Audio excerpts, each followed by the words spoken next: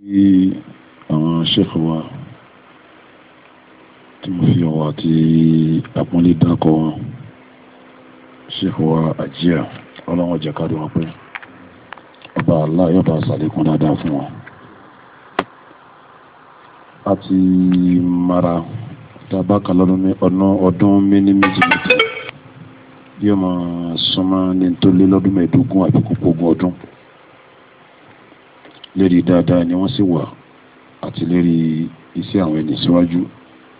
Àbẹ̀lẹ̀ wọn bọ̀ balẹ̀ ọlá kó bá wa pẹ̀lú wọn kọ́dẹ̀ ẹ̀ bá wa kún wọn. Wọ́n wá kí ẹ̀yin tí ẹ jẹ́ ọmọ kéwú lọ́dọ̀ àwọn àfà tí ọjọ́ sí pẹ̀yìn lẹ́wọ́ láǹfààní sí orí ńláńlá báyìí. Sheikh wa jíà nínú àwọn ẹ̀sà tí ọlọ́run ọba balẹ̀ ọlá subhanahu wa ta'ala tó fi kẹ́ ìlú Nàìjíríà ni wọ́n. Kí ló jẹ́ kí n láǹfààní àti sọ̀rọ̀ yìí tí ó sì mùjámálà ń bẹ. Mo lọ ṣe ziyara wọn ní Madina, mo délé ọ̀dọ̀ wọn níjọ́ náà. A jòkó tí jòkó náà gùn lẹ́mi díẹ̀. Léyìí tó kílíà sí mi jùnjọ́ náà ni pé wọ́n wo tíra, wọ́n ń ṣe tẹ̀síhìhù tíra dókítà kan lọ́wọ́, dókítà Kọ́báfù. Àwọn ni wọ́n bá wo tíra yẹn, wọ́n wo masáìlú dì ní yàtọ̀ wà ń bẹ̀ pèsè àwọn àkọwàlù yìí rọ́jíhà lọ́jẹ́ ni àbí màrìjóhà. Wọ́n ṣe tẹ̀síhìhù tíra dókítà lọ́wọ́, dókítà lòun àwọn wọn bá tún tíra rẹ̀ sí. Kí wá sí báṣù kan méjì mẹ́ta bẹ́ẹ̀. Ìjọ ìlẹ̀mí pẹ̀lú wọn tó wá sọ̀rọ̀ mas'ala káwọn obìnrin ó ṣe ziyaratul qabr. Anákàṣà mas'ala náà jẹ́ náà tó pọ̀. Sẹ́mi pẹ́ni tí ọlọ́run bá fún láǹfààní tí ń tún tíra àwọn tá a pè ní dókítà sí. Tọ́lọ́run tó wá fún láǹfààní tó wá níjòkó mọ́sálásí ànábì ní Madina títí ń ṣèdánilẹ́kọ̀ọ́. Kọ́lọ́run bá wá gbèrú ẹni bẹ́ẹ̀ wá sílùú wa ń bí orí ńlá ni àbí orí ńlá kọ́? Orí ńlá ni. Kò sẹ́nìkan náà àwọn afáàtọ̀ jágbá afáà ní Madina tí ó ṣe ẹ̀ẹ́tẹ̀ráf ìgbà fún ìsọpasọ̀sẹ́lẹ̀ pẹ̀lú mímọ̀ Sheikh àjíà léyìí tó kílíà sí mi tọ́da mi lójú. Bí ọba ìlẹ́kẹ́ ọlá subhanahu wa ta'ala tó bá dá wọn padà wálẹ̀ yìí tó wájá sípà wà tá a jòkó yìí láwá láǹfààní ipá mú nínú omi ìmọ̀ wọn ẹ̀rí pé kó rírì ẹ̀yin ni mo ké kó rírì. Wọ́n ń fásitì yìí bá yín sọ̀rọ̀ ìmọ̀ wọn yìí sì kọsẹ̀ mu al-ilmu bi-ta'allum èèyàn kẹ́kọ̀ọ́ ni. Ètò sì dájú ní ẹ̀kọ́ wọn ni qala Allahu qala Rasul wa hada fahmul ulama lórí ntọ́lọ́wọ́ wíta nàbí wí. Òun lọ́lọ́wọ́ wá jogún fún wọn. Ìyẹn dẹ̀ ní ìmọ̀ tó wọ́n jù níta. Kí ló fà tó fi wọ́n ti kí ọ̀làjú bọ ìmọ̀ ọlọ́run wí ànábì wí. Nígbà wọn kọ́ ọ̀làjú bọ̀ wọ́n wá dantọ́ pọ̀ ń bẹ̀rù pẹ̀lú ọ̀làjú. Àwọn àfẹ́sìn kọ̀ọ̀kan lókù tó ní tamasuk bil asl wa bima kana alayhi as-salaf nínú wọn làwọn sheikh wa. Ọlọ́run bá wá ní kẹ́yìn láǹfààní pé mú nínú rúmọ̀ báwọn ẹ̀yin ní kẹ́ múra o, ẹ̀yin ní kẹ́ múra. Gbogbo àwọn àgbàfà tí a mọ̀ tí a ń katara wọn bí wọ́n ti ń ṣe ojú bí wọ́n ti ń ṣe bẹ́ẹ̀ ti ń ṣe yìí náà lọ. Mo dé halqa Sheikh Ibn Baz láì máa yé gbà, mo gbà tọ́lọ̀ Usaymin láì máa yé gbà, mo sì wá Madina tí mo wá Madina mo ń jòkó majlisi Sheikh Abubakar Jazairi mo ń jòkó ń bẹ bí wọ́n ti ń kọ́ yìí náà wọ́n ń kọ́ wọn. Gbogbo àwọn Sheikh Al-Albani bí wọ́n ti láwọn tùláàbù náà ni ti ń lọ lílọ kéwú. Gbogbo àwọn tùláàbù náà jẹ́ náà bí àwọn Sheikh wa Salimul Hilali gbogbo náà lọ padà di ìkànnì níbi wọ́n wà bí wọ́n ti kéwú tí wọ́n náà lẹ́ ń ké tí ń yìí. Kì í ṣe pé wọ́n lọ sí jami'a tàbí wọ́n gba maratibu ilmiya doctora professor láà. Bí ibà ṣe pé àwọn professor àwọn dàkátẹ́rà àwọn tó ń kéwú wájú rú wọn ni. Ọ̀nà tí wọ́n gbà kéle yín náà ń gbà kéyìí. Ṣé èdè yìí yásùlù tí yẹn fi kéwú ní Islam ni? Yọ́ta nábì ọbẹ̀ rẹ̀ lè kéwú tiẹ̀. Síbí wọ́n ń jòkó ni nílé Al-Arqam ibn Abil Arqam. Àbí yóò jòkó àwọn sàbí yóò jòkó yóò máa ṣàlàyé fún abáyé náà ni. Òun náà láàpẹ̀ ní al-madrasatul ula fil Islam. Ilé ẹ̀kọ́ kan ṣàgbéyìn irú ẹ̀ lẹ́ ń kéyìí. tí ẹ bá wá múra sí wẹ́rẹ́wẹ́rẹ́ báyìí ibi tẹ̀ ẹ́ ń kéwì nísìn sọ̀rọ̀ pé ké má sí àbí Málíkì nìkan ké ti Ṣáfi'í ké tàbí Hanifa amúdàbí náà balẹ̀ kẹ́ńké ń kó didi ẹ̀sìn ni ẹ̀yin gán fẹ́ mú níbi táwọn yẹn ti mú tí wọ́n ní ìsídẹ̀nsì yìí lọ́jọ́ pé kó lu Málíkì ni kó lu Ṣáfi'í ni kó lu Abu Hanifa ni wàrọ́jù fílà kó wà lè báyìí ni èrí tó jẹ́ orí bẹ́ẹ̀rẹ̀ ibi kálukú ti mú tiẹ̀ ti tú di kan kò síbi yẹn ó ti gbẹrú lé kí wọ́n yí báyìí kọjá tí ò ní dàgbà fà gbìyànjú tí yín lóko dáadáa yín lóṣìkò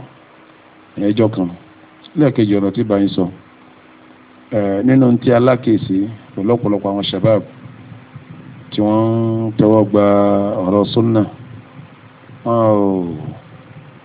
wọ́n ń ké súnà wọ́n ń dápá kan sí wọ́n ń sapá kan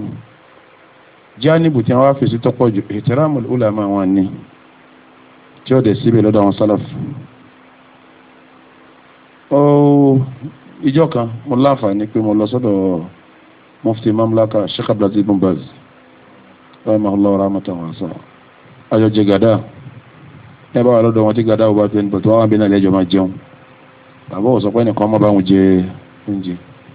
wọ́n á ṣe ìfẹ́ máa lọ gba àwọn tó tẹ̀lé wọn mórí ìtìrámù tí wọ́n ṣe fún wọn. Saadul Buraik Sheikh Saadul Buraik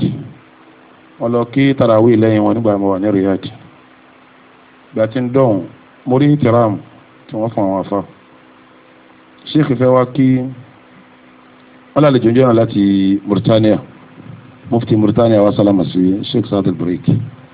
wọ́n jọ wá pẹ̀lú mufti ẹnìkan gbé àbáyà tẹ̀lé Sheikh lẹ́yìn Sheikh bọ́sẹ̀ ní bàrí wọn wá fún wọn lábáyà wọ́n bá wọn wọ̀ àbáyà yẹn Sheikh kírun tán wọ́n bá wọn bọ́ wọn gbé dání fún wọn. bẹ́ẹ̀ lọ́pọ̀lọpọ̀ ìtìrámọ́t tí àwọn àfa yẹn ń fáwọn àfa wọn àmọ́dọ̀ wa ń bí báyìí bóyá ọ̀rẹ́ máa rí bẹ́ẹ̀ ńlọrin bí àmọ́ jẹ́ àwùtọ̀dọ̀ wa lẹ́kọ̀ọ́ ọ̀pọ̀lọpọ̀ àwọn tí wọ́n jẹ́ multazimon hujúmù láwọn àfa lérí wọn kakùn iltizam kí wọ́n ṣe hujúmù fáfá pé èmi ò gba Sheikh èmi ò gba yíta wíwọn mọ́ kí fún tèmi rí wọ́n jọ àfa rẹ̀ irú gabawa wo ni gabawa ńlá ni tó yẹ pọ̀pọ̀lọpọ̀ tí wọ́n ní iltizamu lẹ́kọ̀ọ́ àbí ìmọ̀ bá wọn wí fún tí ìmọ̀ bá wọn wí pé èyí ò sínú iltizamu Málìkì ọmọ tó Abu Hanifa ni kò sí ojúmọ̀ rẹ̀ kó tó jẹ́yàn kò sì jálù kò sì fẹ́nu àbùkù kan rí Abu Hanifa Ṣáfi'í ọmọ kí ó Málìkì ni tí ẹ̀kọ̀ kan bá ń ròyìn ọkọ̀ kan wọn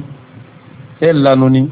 bí wọ́n ti máa ròyìn wọn bí ẹni kóhun ti ń sọ̀rọ̀ nítumọ̀ lẹ́gbẹ̀ẹ́ ẹni tí ń sọ̀rọ̀ ẹ̀yẹn káwá yọ ìtìráàmù kó fáwọn àfa torí pé wọ́n jẹ́ àfa sunna àbí wọn ò kó aláyà sókè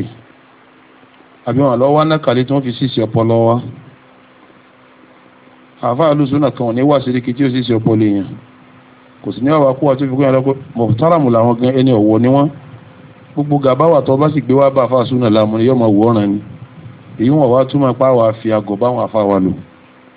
kò túmọ̀ rẹ̀ ihtiramun balig ala hududi shar'i fàáfà wájibu shar'i ni ẹwẹ̀ kọ́ tí ọlọ́wọ́n bá kọ́ anabi wa Muhammad àbí tọ́lọ́wọ́n bá kọ́ àwọn sahabi anabi wa Muhammad ti jahar rasul ẹ gbọ́dọ̀ gbóhùn òkè tí máa bá yín sọ̀rọ̀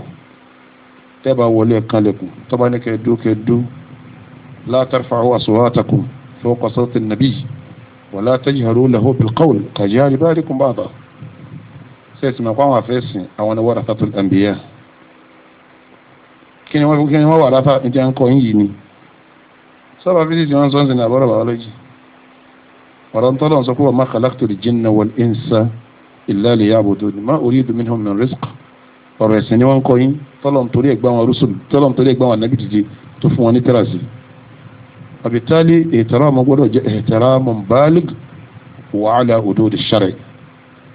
ọ̀rọ̀ kejì tí sọ fún yín nù ọ̀rọ̀ ẹlẹ́kẹta sẹ́rí ogun tẹ́ ń gbà yìí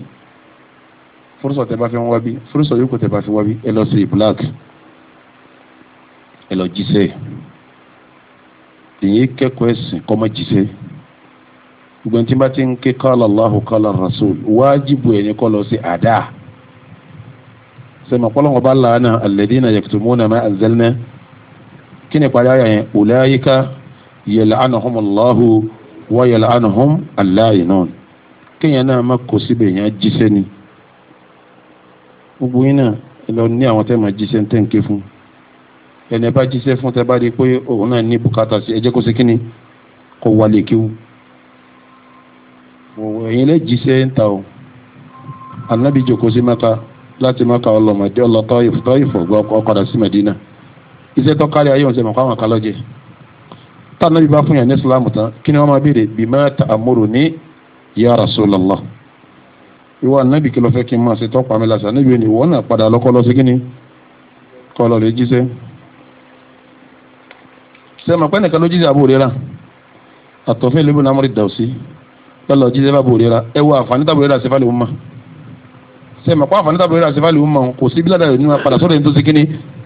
tó jíṣẹ́ fún ẹ̀yin náà bá jíṣẹ́ iṣẹ́ àwọn kan làwọn ṣẹ́fẹ̀ ń jẹ́ yìí ẹ̀yin náà bá jíṣẹ́ àǹfààní ọ̀padà lọ́dọ̀ tún yín náà èyí ni